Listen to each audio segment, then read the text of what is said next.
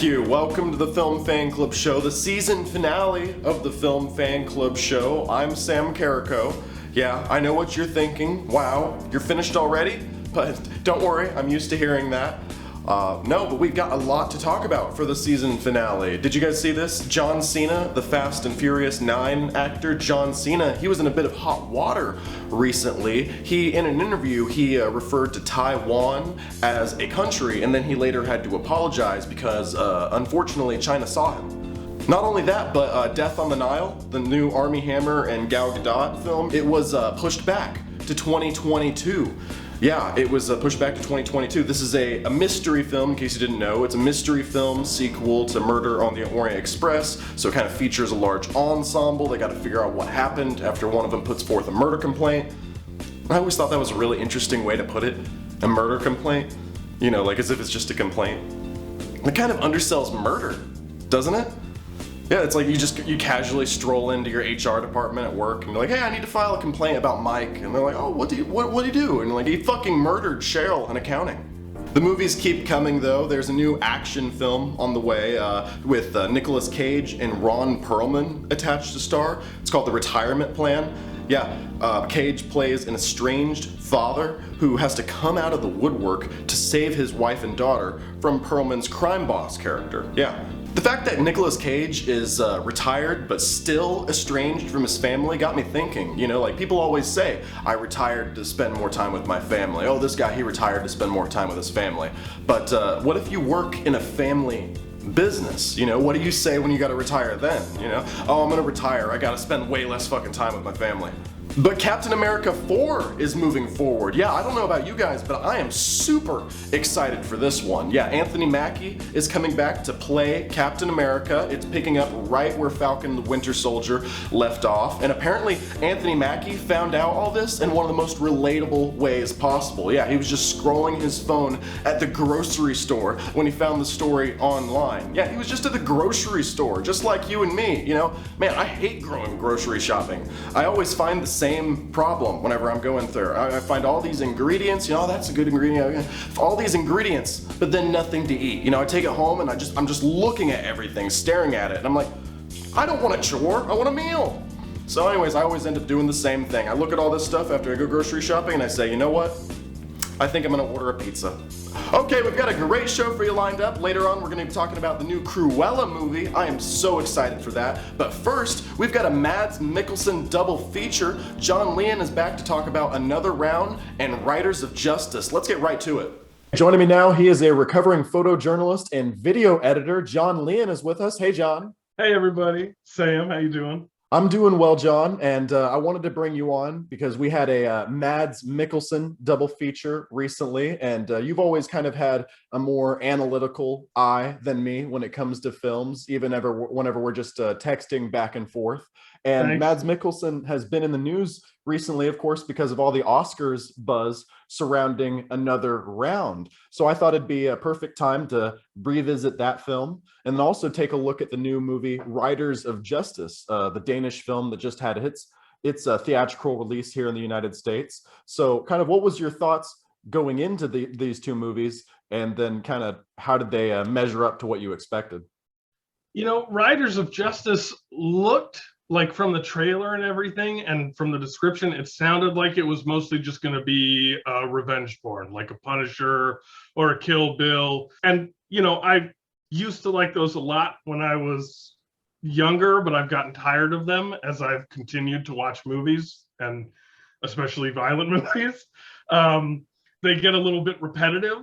And so I kind of thought I was going to like Another Round more, just because Another Round sounded more interesting. It sounded like it had more of like an introspective take on whatever the topic was.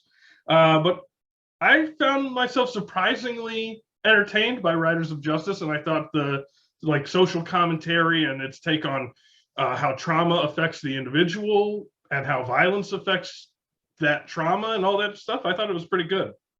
Yeah, we should mention that Riders of Justice, for those who aren't aware of the plot, Mads Mikkelsen plays a military officer whose wife is killed as a result of, I believe, gang violence in Denmark. So he kind of puts his skills to the test as after some people approach him and think they kind of are able to uncover why his wife died. So he goes on a vendetta to kill the people responsible. And then another round is about a group of teachers that are kind of putting to the test a theory that life is just inherently better whenever you're drinking all the time.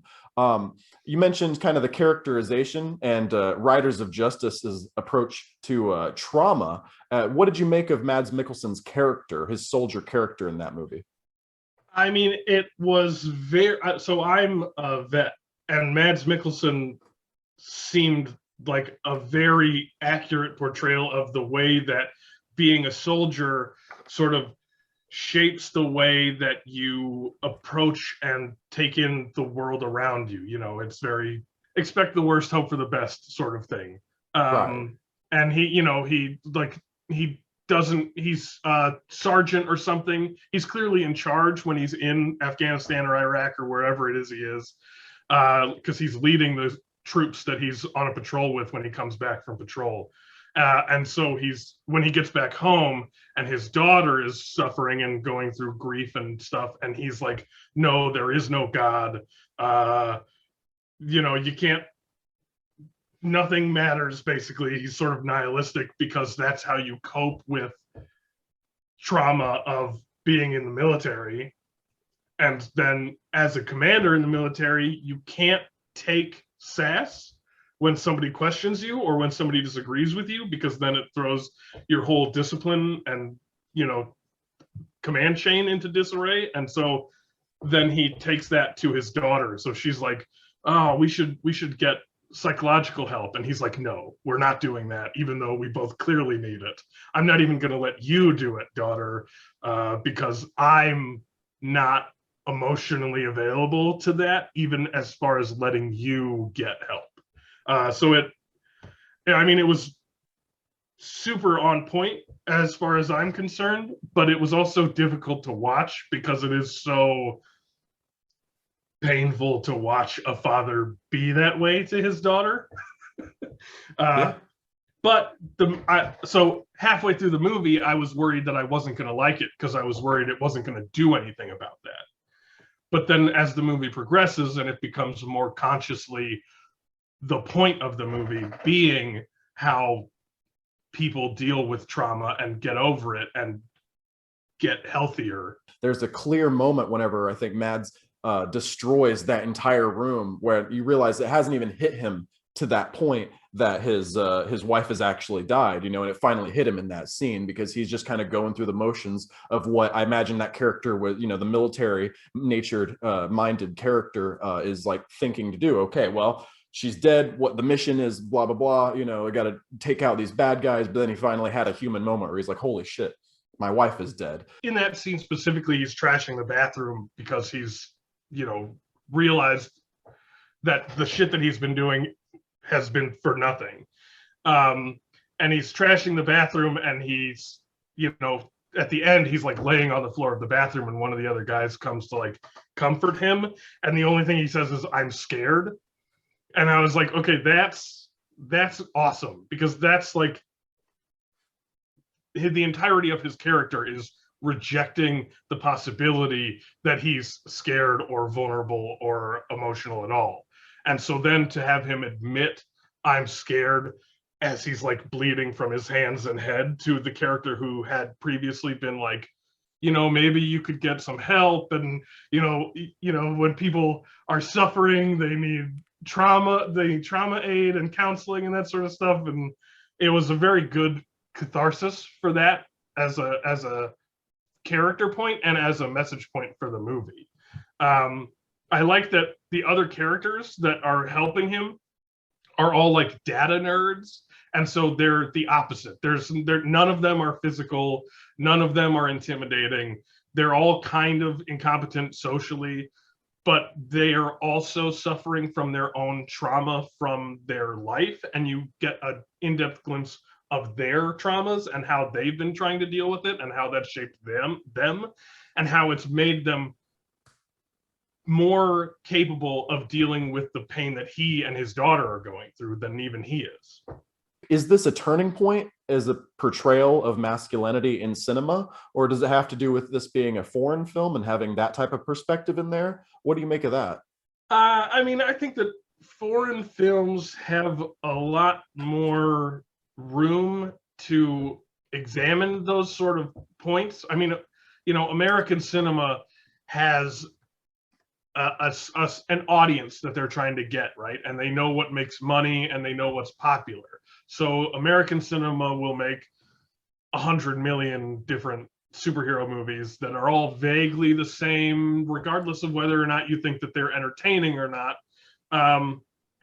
Whereas foreign cinema kind of gets to be a little bit more vulnerable and sort of in depth psychologically. This and Another Round were some of the most, or two of the most highest grossing films in Denmark. And obviously, Riders of Justice, I mean, it has a lot of the hallmarks of an action blockbuster. So I just I was very surprised by the characterization for these people in a movie like this, a movie that's just kind of an action romp. Mads Mikkelsen usually doesn't miss, and that's really further cemented, at least in my opinion, by Another Round, because I saw this movie after the Oscars, and I thought it was really good. I know that we have a little bit differing opinions there. What was your take on this film? I mean, it's a fantastic movie. It's super well done. The shots are fantastic. The way that they use alcohol in the movie is really interesting. But as I was watching it without a whole bunch of information about it going into it, it seemed like the point was overconsumption of alcohol is bad, and the way that society encourages basically all members of society to drink just all the time is bad. That's what I thought it was going to be, right? Because they they drink a little bit and they get more socially opened up, they get loosey-goosey, they start teaching better, and then they drink a lot more. And as they drink a lot more, the consequences become worse and worse. Their relationships fall apart. One of them fucking dies. And then in the end, they go to his funeral, and it's the exams are over and the students are all happy and they're all drinking, and Mads Mikkelsen gets a text from his wife that's like, I want to keep trying to work on our relationship, and he's happy. And then they go back to drinking the same way they were before they started the experiment, which is a considerable amount, and the shots make a point of showing how much they're drinking. But then at the end, Mads Mikkelsen is happier and he's more free and he's joyous about the situation that he's in. And so it's an upbeat ending. But to me, having gone through the whole thing being like, the point is that drinking is not super great and the societal perspective on drinking isn't super great, having the alcohol continue to be a primary part of Mads Mikkelsen's character's celebration at the end seemed to sort of step back from the conclusion that thought it had all been leading up to. My take on the whole, I guess, theme of the film is kind of in an abstract way giving in, you probably said this already more succinctly, but giving into the random nature of life, and how, and that's kind of exemplified by his friend dies, but also he gets a second shot at his relationship on the same day, and then he drinks, and that's kind of the losing control kind of aspect. And then the director, I think, made a great point about what the way that he was dancing in the scene. There was supposed to be kind of a to and fro to it, to where it is kind of visually, at least to me, he's just kind of swaying with whatever way the way that life takes him.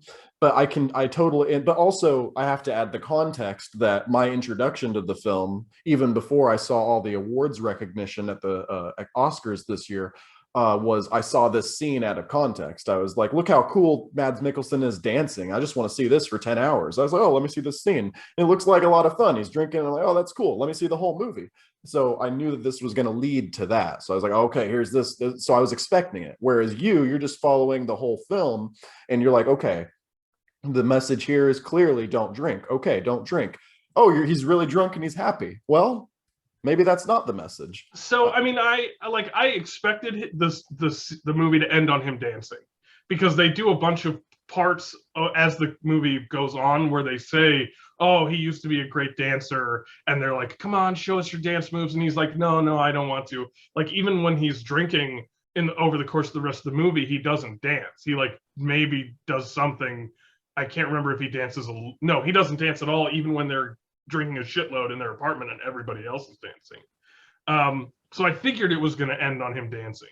But I think what I was expecting was that they were going to go to the funeral. They were going to go to the dinner at the restaurant, and Mads Mikkelsen was going to be like, I don't really feel like drinking, because in the beginning they're eating at the same restaurant, and he's not drinking at all because he's super in control and reserved. And then he starts drinking when he has a little like mental breakdown. And that leads into their whole drinking experiment. And then when he goes, I thought that when they went back after the funeral, he was going to go back to not drinking, but still be able to access the like inner joy that he had, the happiness of, his wife being like, yeah, let's try it again. The camaraderie of being there with his friends. I thought the point was going to be that he was going to access all those things that made him happier without needing alcohol. But then they go right back into him continuing to drink. Because then if he had done the dancing without drinking, it would have been like, he's finally opened up to that part of him, his joy of dancing, his joy of life. It's a subversion, because even throughout the whole film, whenever you think that he's going to drink or he's going to dance because he's drinking, he doesn't. And then when he finally dances, it's because he's not drinking. It's because he's actually happy about his life. Exactly. Which he wasn't at the beginning of the film. Right. That's one thing with a lot of cinema is like, you watch something and the author has an idea of what they're saying, but you don't. Like, I wasn't involved in the creation of Another Round, so I wasn't there for all of their thoughts and all of their comments and their discussions.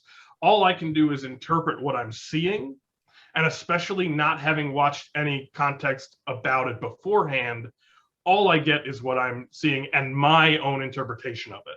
So, 100 people can watch the same movie alone, and each one can have different opinions. Yeah, exactly.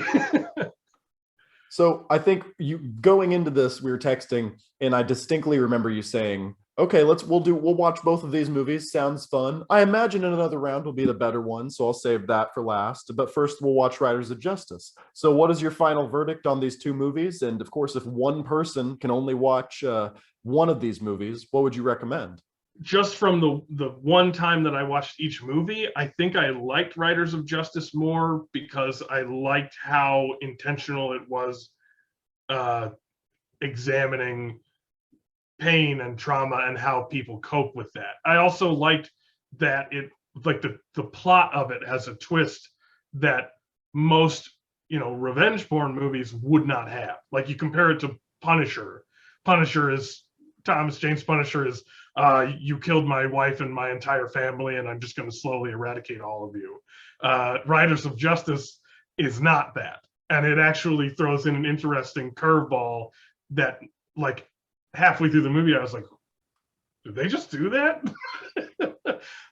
So I think that I liked it a lot. But if I'm suggesting that you can only watch one of them and you have to pick one, that depends entirely upon your ability to consume violence, because Riders of Justice is really violent and pretty fucked up, and Another Round is not. John Leon, thank you so much for joining me today. It's been a blast. Yeah, thanks for having me, Sam. Okay, let's meet our panel, and I am so excited about our topic today. First, he is a struggling actor based in Los Angeles, California. Peyton Grufick is with us. Hey, Peyton. How you doing? That's me. Can you say my name correctly though? I was gonna cover it up with some B-roll and just fix it in post, but now I can't, so that's fine. We'll just call me out. Okay. Ricky Saucedo is a struggling. He wanted me to include that filmmaker based in Tulsa, Oklahoma. He's also here. Hey, Ricky. Hey, how you doing? I'm doing quite well, actually, because Oh, Ricky, oh yeah. you and I saw this together. Peyton, you also saw this today. We're talking about the Cruella movie. It's been, ever since I saw the trailer, it was going to be Joker is a girl boss, basically, and I was so excited for it. It was my first time going back to the theaters since, not counting the Oscars. It was my first time since January. But Peyton, you were telling me a little bit off camera before about your reaction to it. So what did you think of Cruella? So we talked a little bit about it before, but I loved the film. I loved it so much, and I went in very skeptical. I went in thinking it was not going to be that great. And we'll get into it later. There's a twist that happens in the movie that I could have totally done without. I don't know what your all's opinions about it is, but that's where the movie kind of lost me for a second. And I could end the film with a solid handshake and say, I got a professional relationship with you, movie. I love you. Ricky and I, you and I kind of agree that this movie peaked really early, and we're going to get into a little bit of spoilers, but what were your thoughts on the film, Ricky? It's a great comedy film for sure. I definitely had a good time.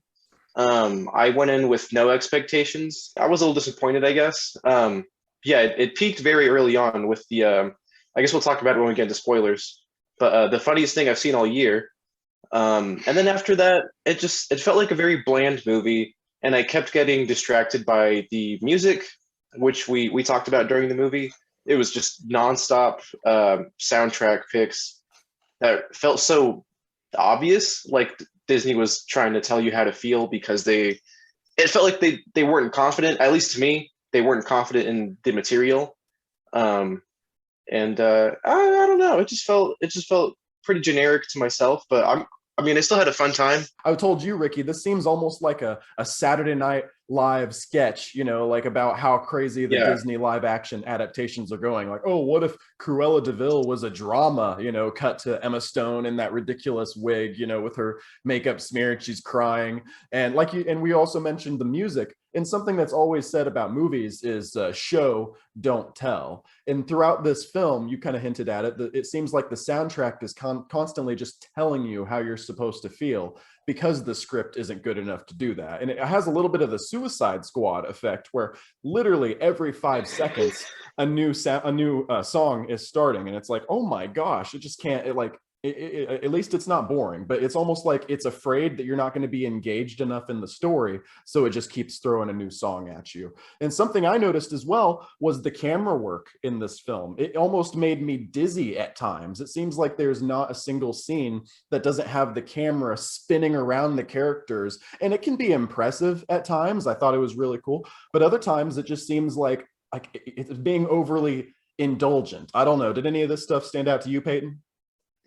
You guys, I am so glad to hear it come from your mouths. The soundtrack for this film, I was sitting here going, I'm watching Suicide Squad.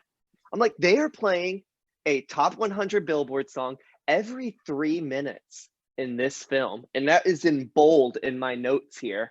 I was like, I'm watching Suicide Squad. And the problem I have with it is when it does play its actual score that was created for the film, the original score is so badass for this film. It was so sparse. I only noticed the score for like 20 seconds. Exactly. And it felt like, well, that little bit just felt like really simple, like, I don't know, GarageBand loops to me. And then like right after that, like a new, a song they licensed the right for kicked on. So I was like, oh, okay. There were certain points where a dramatic thing would happen. The film would kind of have me, in it. I'd be kind of finding myself getting bought into the story, and I'd be like, please don't ruin it with a song. Please don't ruin it with a song. Yeah. And I can't remember what exact scene it was, but there was a moment where something really dramatic happened, and the music, the actual score came in, and it really fit very well. And instead of being able to go with the film, I remember having this like, oh, thank goodness, kind of feeling, because it just took me out of it. There was the worst offense was after, we'll get into spoilers again in a second, but after she's fully embraced the Cruella de Vil persona, Sympathy for the Devil starts playing. And I lost my shit because it was just so on the nose. The sound mixing too was a little off. Like there was parts like, this also kind of goes back a little bit to the music thing, but like where I couldn't really, like the music was too loud and I couldn't hear what she was saying. And then also like I felt like some shots would linger too long or not enough, and that kind of like cut the tension between the two lead actresses. Can we just talk briefly about how at the beginning of the film, the reason she's evil is because the Dalmatians killed her mom? It was very over the top, in my opinion, just with the cliff flying back and she's screaming. I was just kind of like, huh, okay. The film like We're becomes a doing slow-mo. It becomes slow-mo as the Dalmatians fly over baby black and white haired Cruella and pushes her mom off of a cliff that is like steeper than the cliff from the first Pirates of the Caribbean movie when Elizabeth falls over. It's like, and then she plunges into her mom plunges to the rocks below as the Baroness laughs. Gosh. It's like some of the most ridiculous stuff that I ever see. And then these dogs, I asked Ricky in the movie, I'm like, how old can these dogs be? Because then it cuts to adult Cruella and everybody looks the same except for Cruella in the future. But like, the Baroness still has these dogs, and this is where I talk about her not becoming evil enough, because they perfectly set it up that she wants to kill these dogs, and they kind of, I wouldn't kill dogs, I'm not for killing dogs, but as far as a villain origin story though, they completely set it up that she wants to, and they can't follow through with it. Ricky, do you wish they had followed through with it? I wish they did, because it's like, why can't we have a villain story? Why does it have to be an anti-hero? You know, she's not the good guy. They killed her mom. I mean, they killed her mom. Okay, but can we talk? Okay, we need to talk more about that scene, because it was the funniest thing. I let out a what? What? And it was hilarious, really funny, because it went from whimsical children's movie to it was just like really bizarre. It was like Scooby-Doo, you know, like she's like running through like, oh, a little kid, you know, is in the party. She shouldn't be there. Uh-oh, the dogs are after her. They're Dalmatians. Uh-oh, you know, and then she trips and they fucking kill her mom. And it's like, they fucking kill her mom. This is within the first 5 minutes of the film, and it's the Cruella de Vil origin story. So I'm like, okay, that's why she wants to kill animals. I mean, I wouldn't agree. Such a paint by the numbers. Okay, let's take Joker's really popular, these other things are really popular, and let's make a Cruella de Vil origin story out of it. And this isn't the only twist, of course, and that we're talking about spoilers now. And so what did you guys think of, I even said to you, Ricky, as she finally gets the necklace or whatever. Oh yeah. I'm like, and they're beginning to open that box, and I'm like, this is probably going to be a file from Arkham Asylum that says that's not really her mom and her mom is the other person. And then what the hell happens is exactly that. Like, how predictable. Peyton, did you see this coming? No, because I thought the film was ready. We were getting to wrap up. I'm like, all right, they're gonna go. It's gonna be one final thing. That's where it lost me a little bit. I'm not a fan of that twist at all. It came out of nowhere for me. And I was watching somebody else review the movie right after YouTube, and they said the same thing. They were like, that twist, that's where the film kind of was like, I was like, oh, and you blew it. You blew it. I was staying strong with it, and then you lost me there a little bit. It got me a little more at the end, but not a fan of that twist at all. There's just too many coincidences. Yeah, because like, oh yeah, you happen to really like this place. It happens to be run by the woman that killed your mom. She happens to have your family heirloom. She happens to be your mom. And I'm like, holy crap. How much more can be connected in this film? It almost, dare I say, as much as I love the film, it almost appears a little lazy. The ending with the post-credits scene. I feel like they had to shoehorn in. Remember, this is the 101 Dalmatians universe. See, these are the dogs. But I kind of almost would want to see a movie about that more than what we got. And it's like, well, I want a villain who wants to kill dogs. I want to watch 101 Dalmatians. If you're going to go there with it. And I think that there could have been this interesting kind of dynamic, and like, because I think the puppies that she gave to the main characters from the original film were like offspring of the Dalmatians that killed her mom, right? Is what I understood. So like, what if like, you know, like it's constantly like up in the air, does she or doesn't she kill, is she going to kill those Dalmatians? Is she not going to kill those Dalmatians? And like, what if the movie implies that she does, but then she saves, you know, the Dalmatian puppies or something? And so there's still hope for her yet. I kind of like that idea actually of her maybe leave it up in the air if she did use those dogs for like her coat that she used. When she looks at the window she's wearing, she has the big concert that she somehow set up and got away with outside of the like palace where the Baroness is. And the Baroness looks out the window and says, she killed my dogs. What if we just never saw the dogs again? Yeah, exactly. I like that. And we didn't know. It was just up in the air. Did she do it or did she not do it? That would have been very interesting. I would have loved it, yeah. If, or even now we're just speculating, but even if, yeah, like it's up until the end, like, okay, throughout the film, we know that one of the dogs is pregnant, and that's kind of the dilemma. She wants to kill him at the very beginning. As soon as she gets her hands on these dogs, she wants to kill him. But then she finds out when she gets her hands on him that one's pregnant. And then it's like, okay, now she's having this conflict, you know, and she doesn't know if she wants to. And then at the end, she gives away the puppies, and we think, oh, she's such a good person, she didn't kill the dogs. And then if there's some way the camera could go back to like, you know, like something that like implies to the audience, oh, she actually did, you know, or whatever. There's just so much more you could have done with this, I think, than been like, oh, actually, not only is she misunderstood, but she's just flat out like not a villain anymore. It felt like it was the kind of, and that's kind of symbolic of these live action Disney movies in general, is it seems like they're becoming less and less daring in what they're trying to do. It seems like they're just kind of taking the easy way out and doing everything that you would expect. And this film really suffered for it because, again, Emma Stone is great in this movie. She's having a lot of fun.